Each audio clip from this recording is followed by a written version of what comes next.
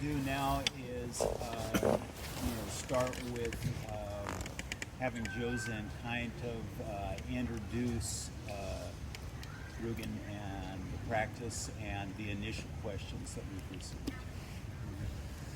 Thank you very much. We're happy to be here. I'd like to introduce you to the Reverend Ryugen Watanabe Osho. We're pretty casual. Looks like you probably are too. In the temple, it's very, very strict. And this is a nice temple, but it's a very casual temple. So you'll have a little bit of an easy day, I think.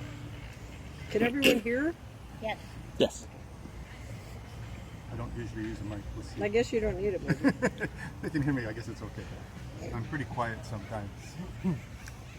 So, Ryugen Watanabe, usually we call just Ryugen or Osho-san. It's pretty kind of colloquial.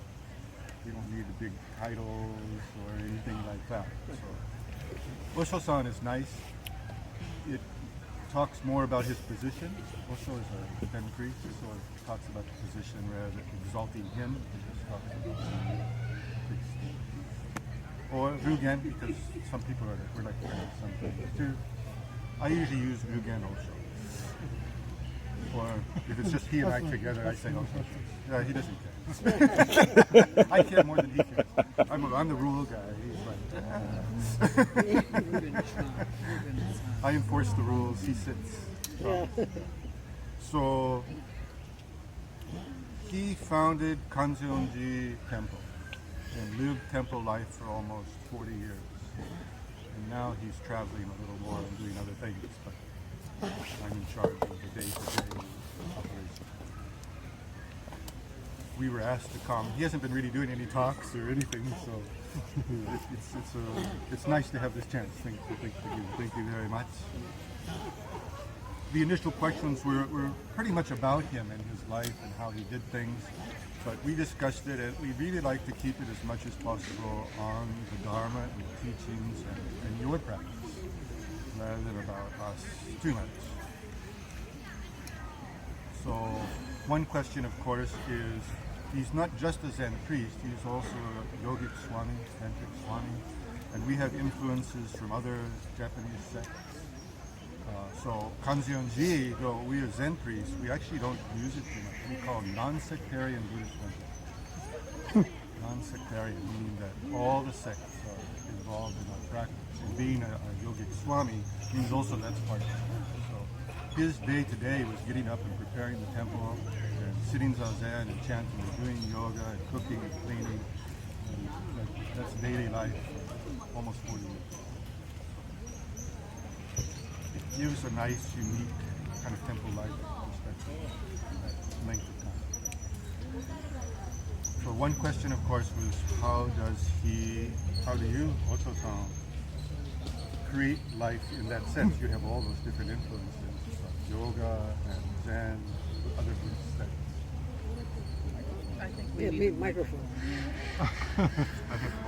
Okay. Well, actually, I didn't really plan anything. And this cannot apply to maybe everybody, but as far as I'm concerned, I just did whatever it comes to me. I came to America Can't hear? without any money, and I was. They can't hear. You have to. The microphone is not very sensitive, so you have to hold it fairly close. Unfortunately. So I just did whatever it comes to me. Maybe you don't understand this, but more you don't think about anything, things will come to you, and you just take care of what it's presented to you. And I've been living in this way for 40 years since I came to America, and now something called me to do something else. And also I didn't decide that. And so everything I handed to Ryugen, my disciple. So I'm just free at this point. have to fix this because we can't hear. We can't hear. So- Yeah, there you go, headset. We might have to. This way? Yeah. Oh, Oh, now. now we know it's going to be. Up, maybe If it's higher. up close, I think maybe the headset. probably you have Do you want to go with the headset? Yeah. It's easier because that thing's going to keep falling. We don't have the right kind of clothes. Yeah. Exactly. They're not really allowed to. You don't mind.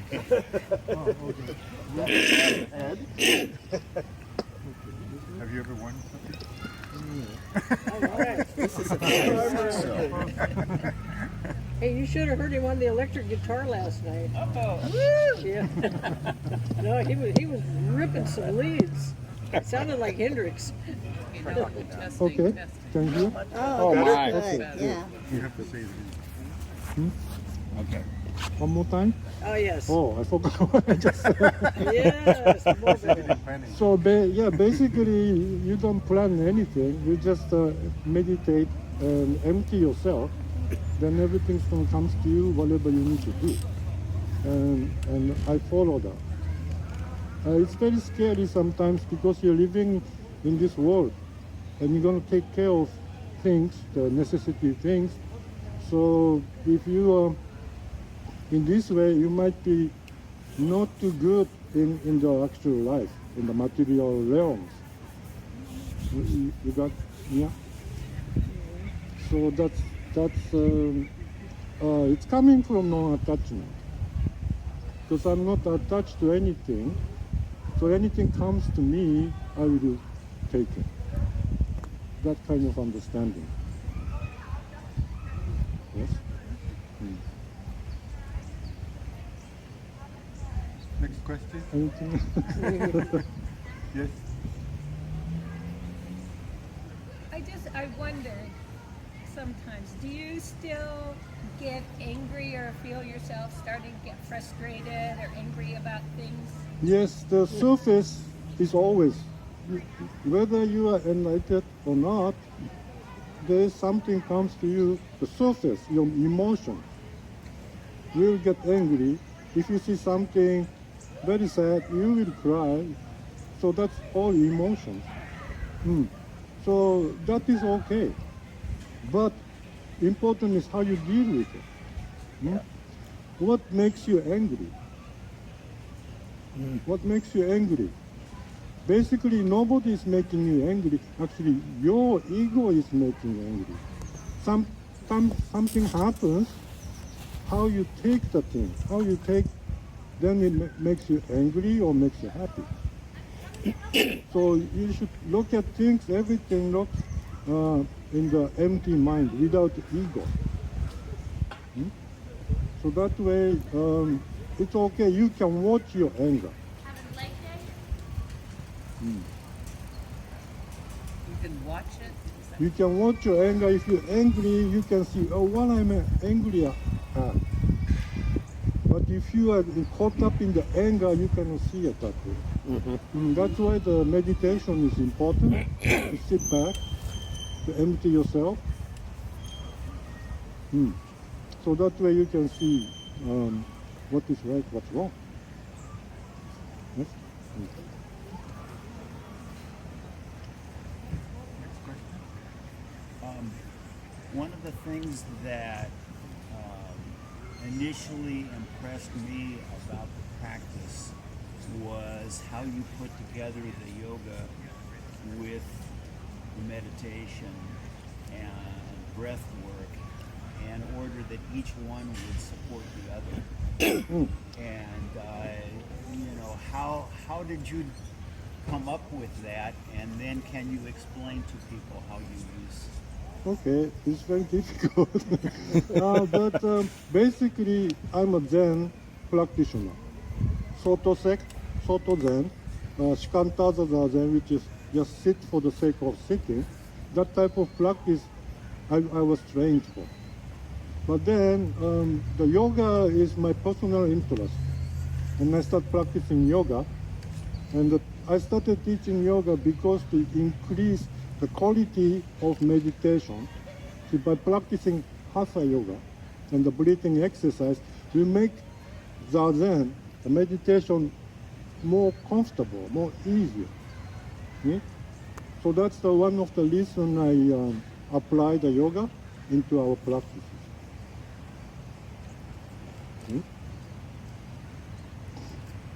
And the breathing itself also. Actually, yoga is existed before Buddhism. And when you look at the teaching in detail, there's not much difference between Hindu yoga teaching and Buddhist teaching. Basically, well, this can say to extend to every religion. Basically, all the religion is talking about the same thing in a different word. But people are caught up in the word, attached to certain words, so they conflict each other.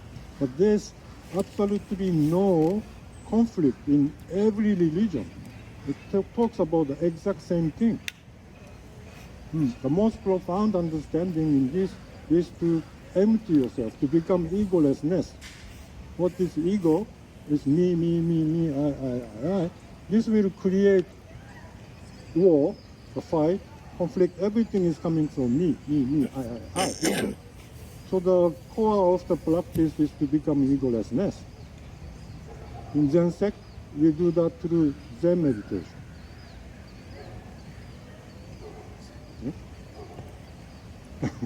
Start, yeah. Well, you called the temple Kanzeonji Temple. Why did you name it? Kanzeon is the name of the Bodhisattva. Bodhisattva is one below Buddha. Buddha is already Buddha attained enlightenment, so he don't have to come back as a human anymore, such as a human is a suffering world. So if you become Buddha, you don't have to deal with this suffering world. But the Bodhisattva is one below Buddha. Out of the Bodhisattva compassion, to stay as a human, so that you can help people. But if you just go enlightened and away, then you are so far away from everybody. So Bodhisattva understanding, you put yourself in the suffering and help the people. That's the understanding of Bodhisattva. So the energy of Bodhisattva is mercy and compassion. Again, it will relate with the egolessness. If you have an ego, you cannot help people.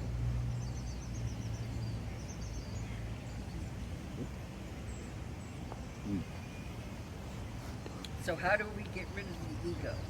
We do egoless practice through Zazen meditation. Through Zazen? Zazen meditation. Well, any meditation. There's everything in the universe is temporary. Nothing is forever. Yes, include the sun, moon, the planet Earth, everything. But there's only one thing is eternal, forever, which is ourself, the Buddha nature. The Hinduism call it Atma. Christian call God within. Buddhism call Buddha nature or self. In Hindu we call self-realization, to realize yourself.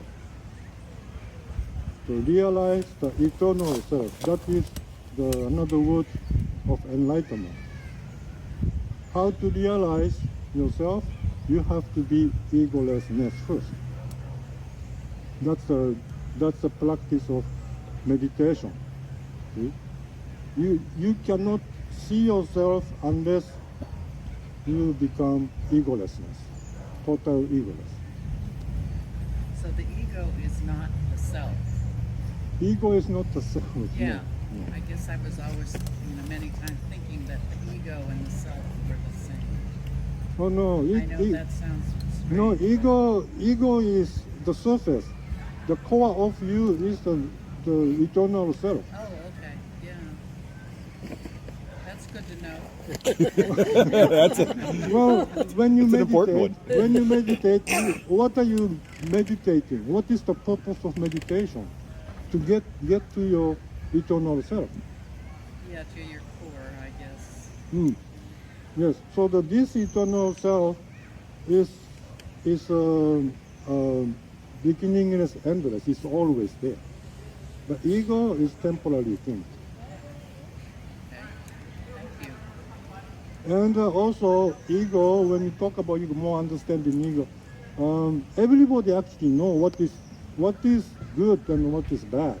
You know what is wrong and what is right. But many people pretend that they don't know, coming from because the ego is strong. Like I was telling you about this, from this side, you hear the voice of the God. This side you hear the voice of devil.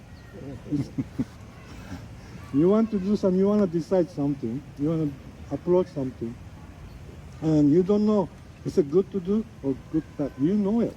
Because this side is telling you, do it. This side says, I don't do it.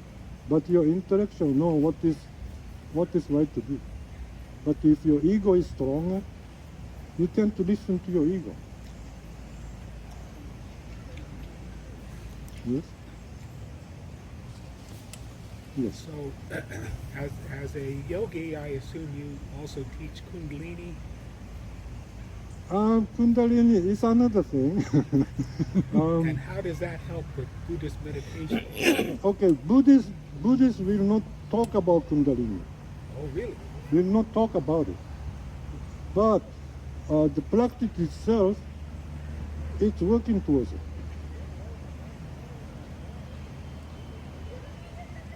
You got that?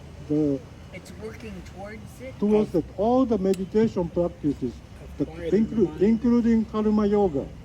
Karma yoga to do the good devotional work, breathing exercise, meditation, or helping people. All of these behaviors is directing to open up your Kundalini. By eliminating ego. Yes, yes. So If you have a strong ego, the Kundalini is too strong of the energy to deal with. No, really. Yes. I've kind of discovered that nearly all my thoughts are I thoughts at the very base. And it's troublesome. And I sit and watch it happen, and it keeps happening. And I'm not sure whether I'm trying to get rid of it or not, because that's just another thought about me. So I'm just saying for everyone, that's my dilemma. And there is no my, so. Well, so whatever comes into your head, into your mind, it's coming from your ego. That's right. Yeah, because your eternal self, your higher self, has no ego. Yes? So I guess the important thing is just to see that To see to over and over again. Yes.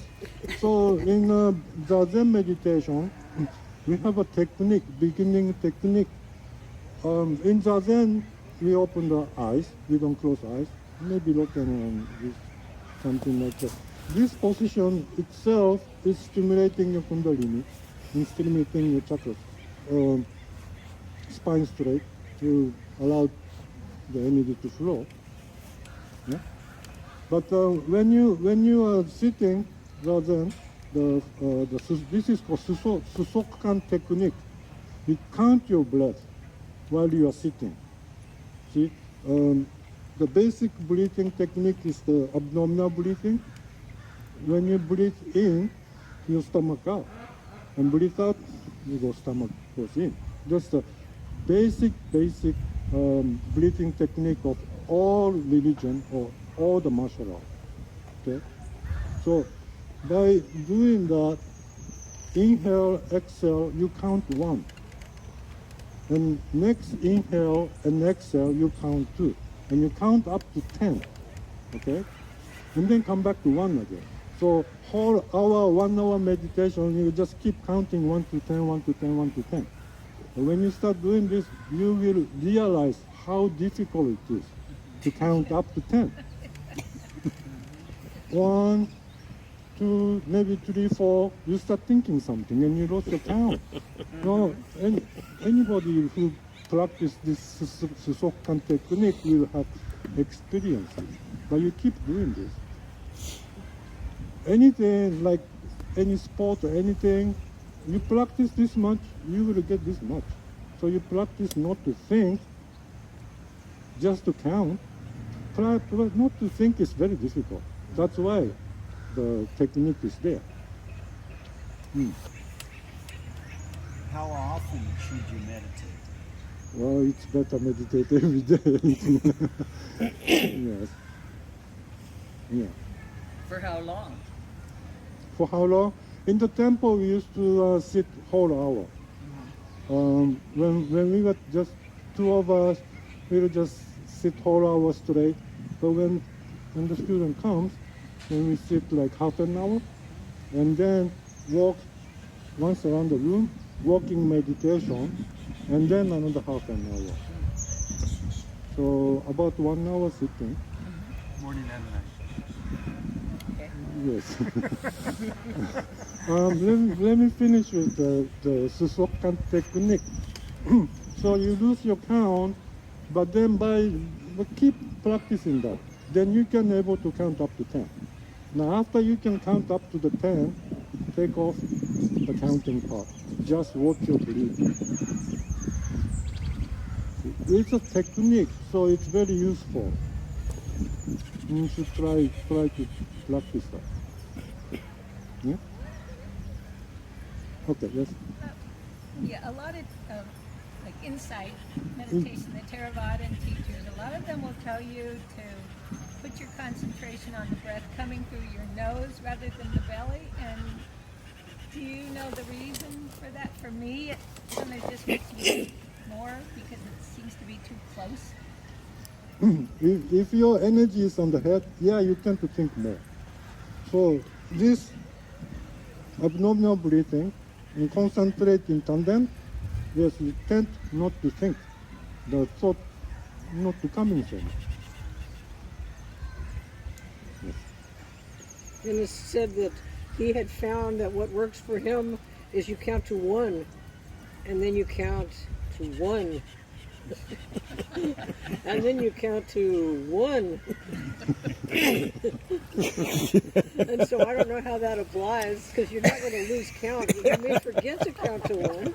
You count backwards too? Yeah. Count So, backwards to well, one. just keep doing it. And in Yeah. that way, by practicing that for a while, you can also watch your thought, how it starts coming in. Also, some sound, the noise outside will trigger your thought. Smell also. Hot, cold will create the thought also. But everything, all of those is coming from outside. And outside is coming from inside. Yes? Every single thing in the universe is actually your mind. There's nothing outside. Yes? Any other? I have another. I can once in a while get to 10, but then if because I've heard that before, then stop counting. But then oftentimes that 10 is just not enough because, I'll start, okay, now I'm just going to be aware of it, and then my mind just takes off again. In that case, do you recommend, if you're really restless, to start over again and count to 10 again? I think so. Yeah. Yeah. Okay, good. We said after you do it, like some teachers will say, after you do it once, then okay, then you're good, but that doesn't work. No. That's just another thought. Yeah. Well, through meditation, to become emptiness, it's not so easy. It's easy, but not easy. No, if you think it's easy, it becomes very easy. But we know that it's not easy. It's all coming from the mind also. Yeah. Now, so my understanding of Shinkantaza is that it's very open. So there's no breath focus, there's no focus on anything. You're just taking everything in. No, Shikantaza, No? the Susokan technique, this is in the Soto teaching. Okay, so this breath focus, the whole thing is always Yes, on the it's a breath. Shikantaza. Ah. What is the meaning of Shikantaza? Just sit. Yes, to throw yourself in the sitting, just to Yes. sit. So just to sit. To perfectly just sit, you need some technique. Yes. Yes. I thought that there was not a heavy breath focus. Like maybe you use breath focus to get your concentration, but then you kind of let go of everything and stay very open to whatever's happening. Is that part of it as well? Or? In a way, you don't really want to focus anywhere. Yeah. Just to sit. Yes. Yeah. And do you, in your temple, do you typically stare at a wall then too as Yes. well? Yeah. In a sort of shikantaza style, is you sit towards look at the wall and eyes open. Yes. This is Soto style shikantaza zazen. But there's another one, Rinzai sect teaching, that's totally opposite. Everything opposite. You don't sit towards the wall. You sit, everybody sitting looking in the room. And they close their eyes. Yeah, they close the eyes. And also they are like given the koan, the questions. So when you are sitting, you have to think of the questions, and after the meditation, you give the answer to your master. That's another style. So when you look at it, Soto sect, Rinzai sect, two major big sects of Zen, and they're doing the things, practicing totally opposite. Wow. And our way of walking meditation is very slow walking. One breath, one step. But Rinzai walking meditation is very fast. They go like running. So this can tell you also what is not attachment is all about. Yeah. Now, do you ever use? I know in some of the yogic traditions, like the Vedas, they use mantra. Quite a bit in meditation. Is that something that you ever employ at all, or not usually? All these different practices, there's so many sects, but a lot of different sects practices different techniques also. So it is not prohibited in the Zen Buddhism practice because the approach is the same. Yeah. When we do Zazen approach, when we chant, also you are doing the same thing as Zazen actually, because you are chanting for the sake for chanting. You're walking for the sake of walking. So every single thing in the life is a egoless emptiness practice. In our temple, when we eat, silence. We don't speak at all. It's prohibited at the temple. Why? Because Focused you on want eating. to eat, not you want to eat and talk. You're doing two things at the same time. Yeah. So everything, walking, just walk. You do everything in the daily life, approach in the Zen mind, which is empty mind. Do one thing at a time. That's for multitasking. Doing many things at once. Lots of things. Oh yeah, that's no. You cannot concentrate anything. Huh?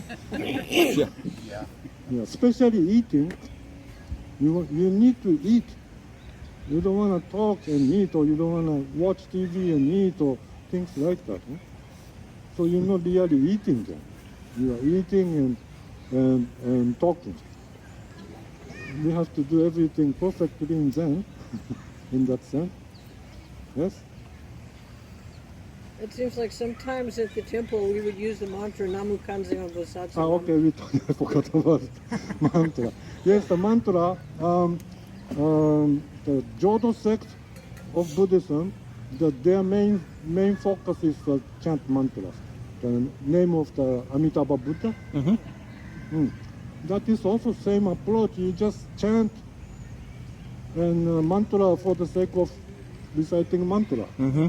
But most people pray, they pray for something. Yeah. And, Yeah. which is okay. It's a tool to get, in that way, spiritual way, you get stuff like that. But at the same time, there's ego involved there. Mm-hmm. Yes. How do you process externalities, things that are happening around you, political issues, things that are going on in a bigger spectrum? Yes. How do you manage that? Because the influence of the political influence is overwhelming sometimes. Same thing that I just talked about a while ago. Is everything happening. Good thing, bad thing, it's happening. But it's all a matter of how you take it, yeah? So something happened, makes you angry. Why make me angry? Who is angry? At what? When you look at that way, you are the one who is angry at certain things. There's so many things out there. You cannot respond to every single thing what's going on around you in the world. Yes? So again, to make yourself comfortable in that sense, sit back and be empty. By listening so many things, also you are influenced by. Your mind is influenced by the surroundings, yeah? But how can you influence the outcome of those surroundings? How to? How can you influence the things that are happening? Around you? You don't need to influence, no? Don't you just let it, you kind of like, you become a grounding place. So there's all the stuff, and it comes into you, and it doesn't go anywhere, because it goes into you, which is emptiness. And so instead of you're fighting back and you're mad, now there's more anger, there's pain, there's anger, and it makes you mad. Now you've added pain and anger, and so when the stuff comes to you, and you just be empty and you just let it go, send it into the earth is a good place, and you just let it go, then you're subtracting the anger and pain from the situation. So when that things happen, you have to ask, who is angry? To meditate about that. Who is sad? Who is feeling all these things? It's you. It's nothing outside. Okay, so this is what I had the problem with in Buddhism, that they talk about no self. And I don't get it because No self, okay, in this way, no I get self. it, there's no self, but then Okay, no. the way you said is empty everything inside you, then it becomes no self. Then that makes sense. No self meaning in the surface self, the ego self you're talking about. Yeah. In order to get to your real self, you have to be no self first, the surface self. That's what I've been talking about, yeah? Like the big self and the little self, that we, read about, talked about. Yes, same thing, big self, small self. We've been talking about only this thing right now, your eternal self, never ending, the beginningless, endless is always their self, and then the ego self. So, may I, Yes. adding on to what Jim said about what do you do, I think I know what he's talking about in general. All the horrible things that are happening in the world. And we want to do something about that. And so how do we do that at the same time as, how do we do something like feed people who are hungry, or how do we write letters to our congressmen so they'll vote the way we want? Or how do we deal with problems in our families and our friends that should we be helping or should we be letting not doing anything? And how does that all relate to getting rid of the ego? Well, no, you approach things like that without ego. Without the ego. Without ego. If you need this energy, need to be helped. You need to help. You help for the sake for helping. For the sake of helping. Okay, so you're doing something not for your ego, No, but for your whole inner self or whatever. Yes. The self that everybody is. Like you just said, talk about we don't know what is good, what is bad. You're talking about the devil and, Yes. and So- whoever the other side is. Yeah. So relate to that understanding. Yeah. Yes. So it's really how when you see the horrible things that are happening or things that you don't like in the world, like, hunger and,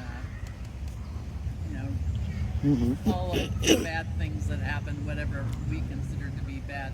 Our ego, at this point, considers to be bad things. Then how do we deal? We deal with that. We deal with our response to that, but it doesn't mean we're not going to do anything about it. It means we're going to manage the response that we have by letting that anger, pity, whatever go away, and then do the helping or the trying to change for its own self, for its own sake. Yes. Am I making this? Yes. There's many different level Yeah, of understanding. yeah. So your level was this high. But also we don't know actually what is good, what's bad. What is behind it in this material world. Something seems to be miserable and you need to give a hand. But behind maybe you're not supposed to do that. You don't know a lot of things. Yeah. So how to know what is right and what's wrong? Again, to empty yourself because you cannot figure out what it is. And sometimes we will make mistakes. We make mistake all the time. Yeah. Yes, but We mistake. also do good a lot of the time. But too. the mistake, without mistake, we don't become perfect. Yeah. Yes, like this. Without darkness, we cannot recognize the light. Yeah. So in that sense, the darkness is also a good thing. No, yeah, it's again you putting your darkness. It's a bad thing. No, everything is it have to be in the harmony. Yeah. So then it have to be a good and have to be a bad too. In this material world. Hence suffering. Yeah, we really don't recognize the light without darkness. And this is where we are at human level. We are evolving the consciousness, not the physical body, but our consciousness is evolving all the time. And this is part of evolution, in that sense. Yes?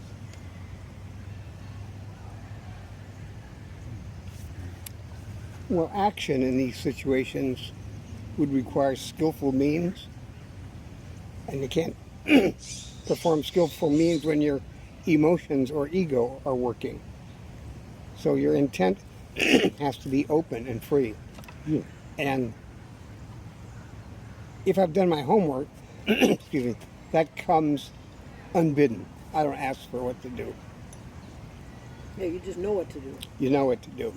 And you just, yeah. Doesn't happen to me much, but Again, you know why there's a practice. Yeah, if you practice it, you get it. The world is such a very equal place, actually. Many people complain about many things, but everything is coming to you according to your karma. So there's nobody to blame. You know? Nobody's fault but yours. That's one Buddha teaching. Is nobody's fault but yours. It's all coming from your mind.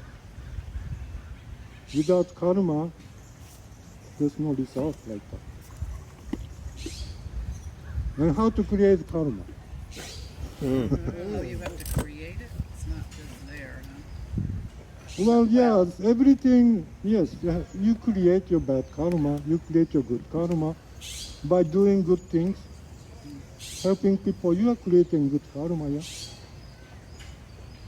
By hurting people, you're creating bad karma like there. So how to create good? How to create karma, good nor bad? The teaching of Buddhism, Buddha teaches by thinking, speaking, and doing. This is the only things you can create karma, nothing else. So collect your thinking, collect your speaking, your thinking, and action. This is the only thing you create karma. So Buddha said.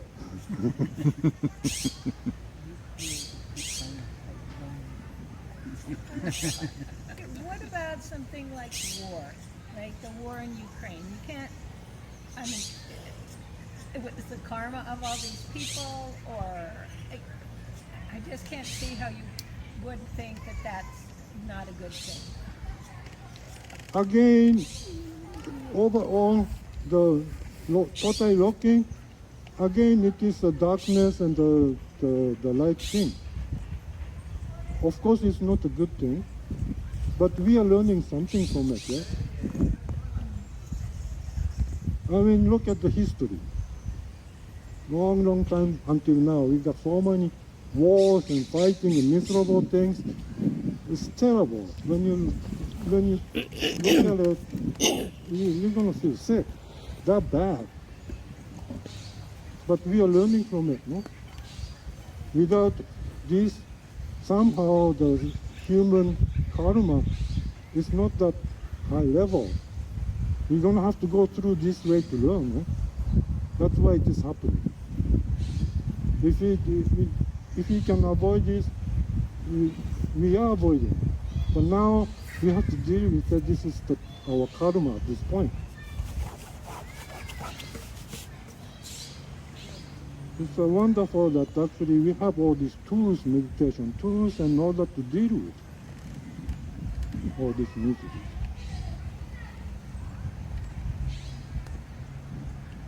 So the people in Ukraine whose buildings are being destroyed and whose lives are being lost, or people who are, being injured, it's their karma? Yes. Those individuals. Yes. And here we are on this beautiful day in this park. It's our karma too. It's our karma. Mm-hmm. From the Buddhism understanding, yes, everything is coming from karma. And many people cannot take it also. Like you just asked me. Same kind of question I got all the time. What about these sad people? Is there karma? Yes, I say yes. Oh, kind of, Well, and the only thing, well, this is a question, the only person or the only thing that can change our karma is ourselves. Yes. I mean, if good or bad. Each individual, yeah. And can we change it in this lifetime, or do we have to wait a million years of evolution? It's not important to change, to apply to the change, to change the world. It's the time it's a million years, but you are measuring in our ruler. Yes, the million years is like that. Universe.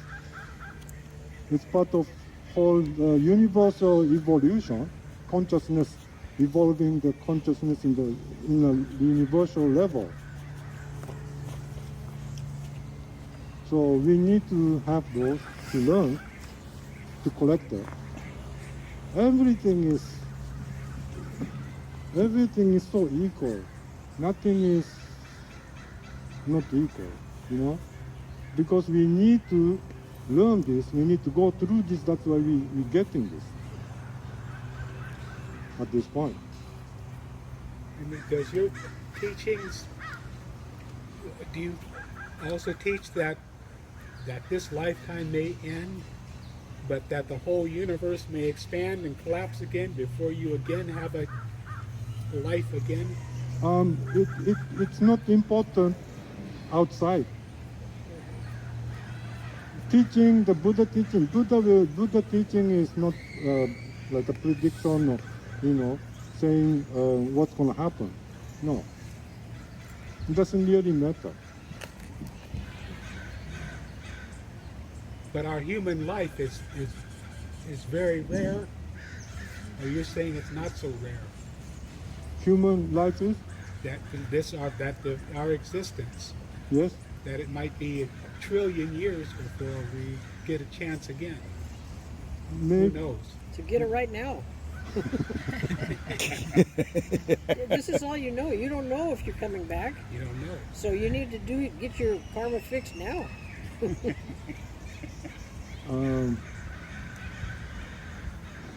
The Buddha teaching is not to come back actually to a human anymore. You know, because the life is suffering, to get away from the suffering, don't come back as a human.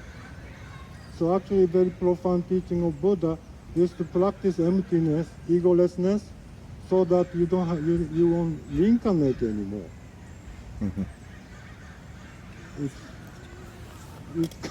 It's funny, but Buddha basically telling you, yeah, practice and don't come back, don't reincarnate. That's the teaching. So all the only thing we have to do about karma then is just make good karma now. Yeah. But yes, that is a general understanding. Good karma, you create good karma, the result, you go to heaven. If you create bad karma, you go to hell. Okay? But if you spend all the energy to be in heaven, you don't have to come back again, because there's no reason to be in the heaven. You create really bad karma and you go to hell. But if you spend all the energy to be in the hell, you're gonna have to come back again. So whether you create good or bad karma, you are contributing your incarnation. Yes? So in Zen Buddhism teaches you no karma. Create no karma through meditation. What is creating the karma? Thinking, yeah? So you don't think, there's no karma in that way. Okay, I see.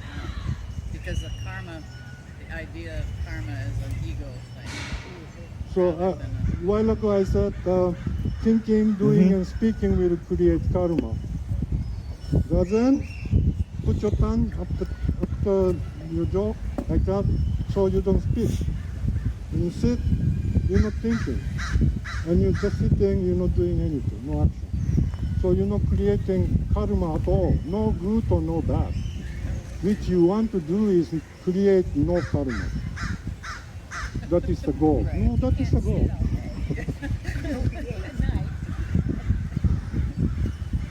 So we could create karma, good karma or bad karma, without action. By just our thoughts. Yes, if you keep thinking bad thing, it's gonna be a bad karma for you. So it comes in the reality. you're thinking that you want to punch that guy so bad, but you don't actually do it, it doesn't matter. You already created it. Okay. Another way of looking, this is a little bit scientific understanding. We have subconscious mind. Yes, subconscious mind. Anything you said, anything you think, you do, it will stored in your subconscious mind. Yeah. Anything goes into your subconscious mind, it will come up in the reality. So stop feeding things into your subconscious mind by not thinking, speaking, and doing.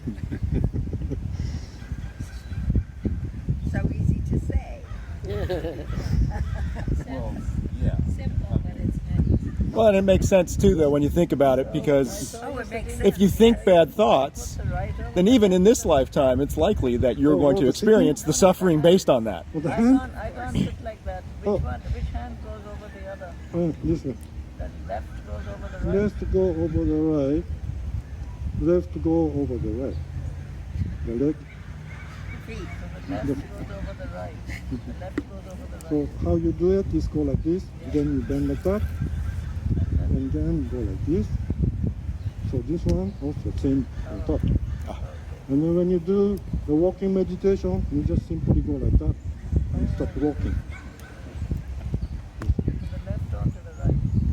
Left on the right, yes. And I'm looking at your feet, I'm thinking, maybe you bend your feet that way, but I don't bend my feet that way. Well, again, this is not difficult. You know, you just practice it, you can do it. Yeah. Easier than you think. I can do half lotus fine, but full lotus is hard. Need more yoga. More yoga. I had a question. So I have found that once I learned about satori, Enlightenment.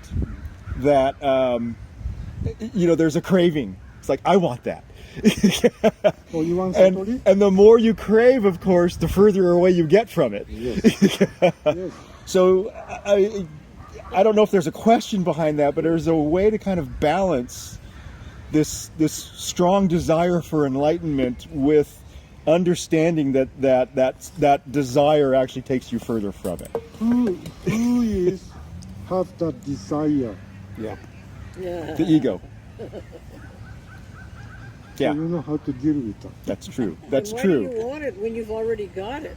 And so I know I already have it. Yeah, I know it's already I want here. this shawl, I want this shawl, but I have this shawl. No, but I want it, but you've got it. I don't know whether it's appropriate to comment on this, but A little louder, Mike, please. the essential thing that you're saying is that is you know what the right thing to do is. You always do. And then anytime you've got confusion, it's because there's something extraneous that's going on. You know what the right thing is. And that has amazing ramifications, consequences. I mean, if you know what the right thing to do is, then why are you in turmoil? Wow. You shouldn't be. Oh, it gives me such relief. That's beautiful. Thank you. Yeah. So just Ego. The ego again, yeah. Yes. Wow. So anything, any problem, anything occurs, you question yourself, who is saying this? Who is suffering from this? And why? Then you get the answer.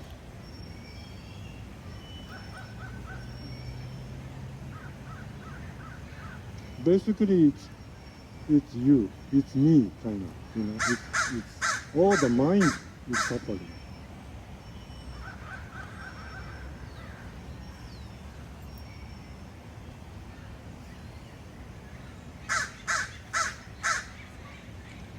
Is that good? I'm curious about Zen patriarchy. Zen?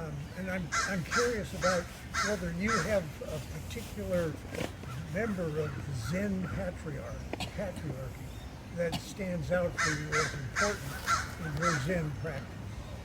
In other words, is the sixth patriarch, Huineng, of any significance to you relative to your practice? So in our lineage, we have many people. Is there any particular patriarchs in our lineage that really sticks to you?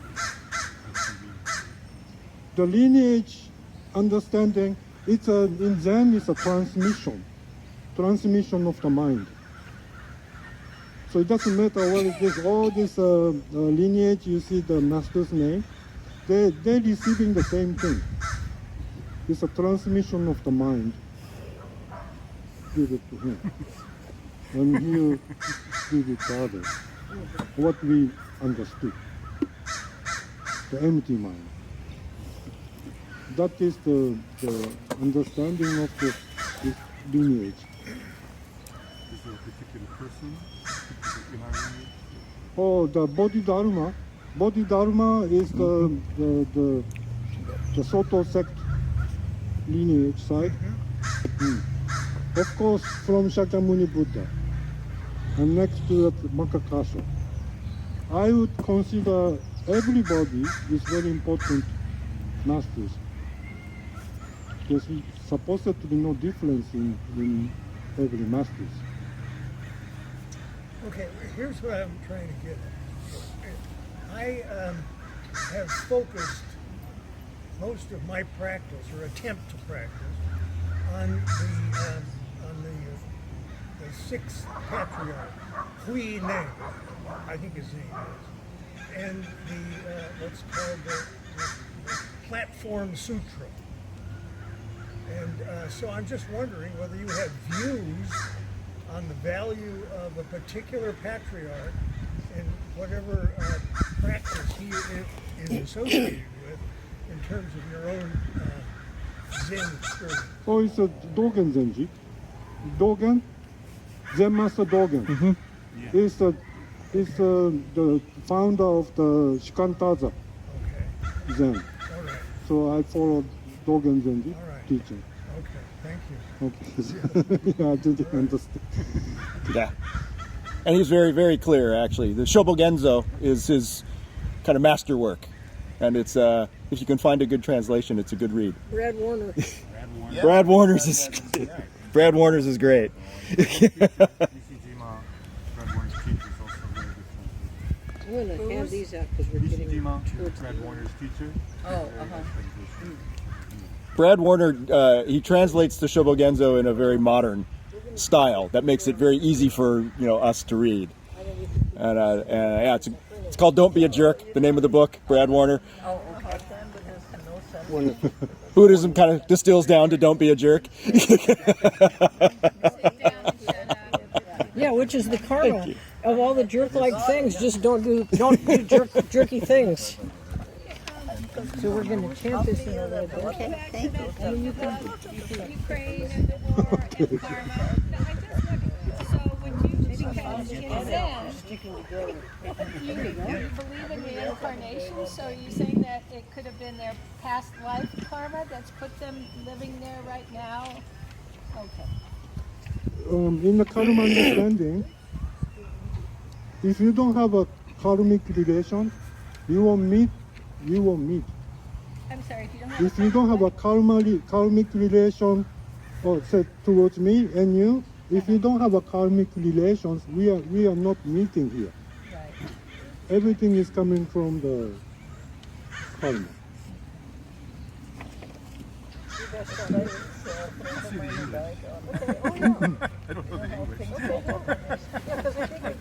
You know, one of the master, the Zen master in the temple, he told the disciple to bring all the literature, the Shobogenzo, everything, and start burning it in front of everybody. He said, Shobogenzo, the sutras, text teachings, is a finger pointing at the moon. Yeah. See, you want to know about the moon, you don't want to know about the finger. Yeah. So, book is just a finger. Go out and look at the moon yourself. So one strong teaching is get rid of all these books. get rid of all this sitting. You just put yourself in sitting. That could be faster. Yes. Yes. That is a problem that I have had. I like to gather information, and so I just read and read and read, and I practice as well, but Yeah, probably too much reading. It's making your head bigger and bigger. Yeah, exactly. Okay, it's about time for our final 5 minutes of meditation, and Beverly has prepared the. This is a thing that we would chant at Kenzionji at the end of every yoga class and at the end of our zazen practice. And so I thought we could just read the English together, and then Osho-san will lead us in chanting it. And the way we chant is slow and just trying to sort of make one tone the whole time. So it's like, and so if you need to breathe, that's fine, and then somebody else will breathe, so we get just one sound. So We chant the Japanese. yeah, we'll chant the Japanese, Okay. but we can first just read together the English. And so we'll let Josen, you want to lead us on that? Or? I didn't know the English. I know, so I know, because we've This never first time read I've the read it. English. The English was always there, but we never read it. But the English is beautiful, so Let's read it. okay. I Bow bow and give my heart to Kanzeon. Kanzeon, Bodhisattva of compassion. Because of my Buddha nature, I become one with the Buddha. Because of my relations with the faith, I am one with the three precious jewels. At one with the Buddha, the Dharma, and the Sangha. Always I stay in a boundless state of joy. In the morning I chant to Kanzeon. In the evening I chant to Kanzeon. No, I will never forget thee. No, I am never apart from thee. That's a nice translation. That is nice. Right out of the book.